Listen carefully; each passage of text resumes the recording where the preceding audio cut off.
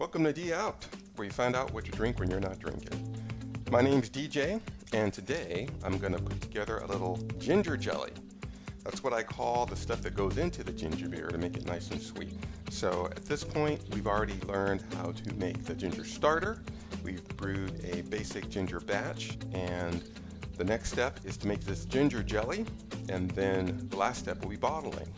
So I make mine really fruity. We've got all sorts of fruits. My wife likes to buy a lot of stuff and have it in the house, so we've got blackberries, peaches, pineapples, tomatoes, raspberries, not tomatoes. And first step is to put a half cup of water in the pan. And this seems like a lot. Actually, it looks like a lot. There's a cup and a half of sugar, which seems like this is way more than a cup and a half, but that's what it is, a cup and a half of sugar. We're going to put that in. And in here, I've got a few different fruits here. We've got some blueberries, a cup of blueberries in here. And underneath that, we've got some frozen peaches. I've got a cup of that. And then I've got some blackberries. Actually, those were blackberries before. I'm sorry. These are blackberries. These little guys are blueberries. So a cup of blueberries, a cup of blackberries, and a cup of peaches. You can use fresh or frozen. So that all goes in here. And what I like to do is make enough ginger jelly for 2 gallons of ginger beer. And I brew my ginger beer in 1-gallon batches. So once I make my jelly, I'll use half of it for a batch, and then I'll freeze the other half so I don't have to do it again next time I want to actually bottle up a finished ginger beer batch. So now we got some more fruit. We have in here a little mango. This is actually fresh mango. That's about a cup of fresh mango. And there's some frozen raspberries underneath as well. And I'm going to put that in here.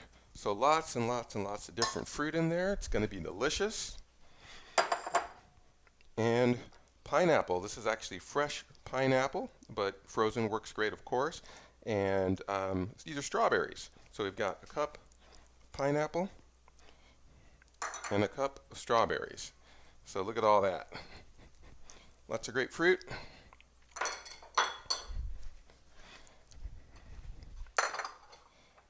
This is vanilla extract.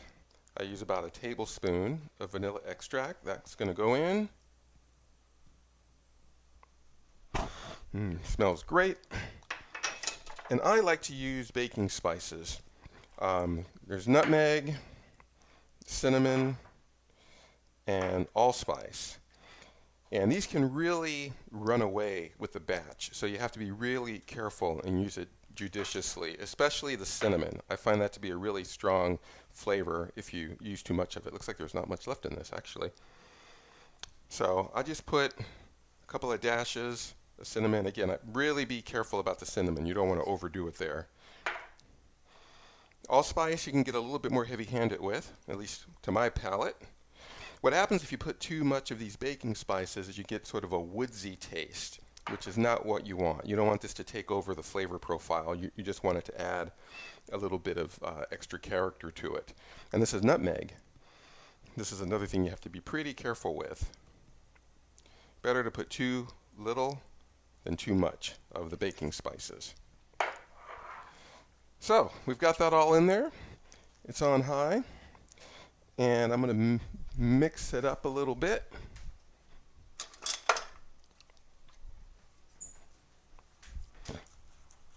So we've got frozen in here and we've got fresh in here. And a little water just to make sure that everything kind of blends in without the bottom getting scorched. Smells great. Wish you could smell it. Gotta trust me, it's delicious. So get a look at this in here. Look how great that looks. So once this is all stewed, we're going to blend it. And it's going to make about a little less than 1 liter of ginger jelly. So we're going to let that stew in here for about, turn it on medium to low. And let that simmer, and then all of the fruit will get nice and mushy.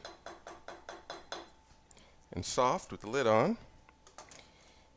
Come back in about half an hour or so. Then we're going to blend it up.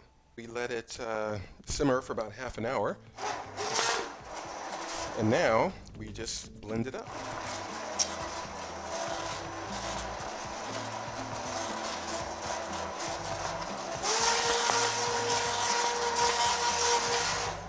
So you do that for a couple of minutes and let it cool down, and then we're going to go to bottling.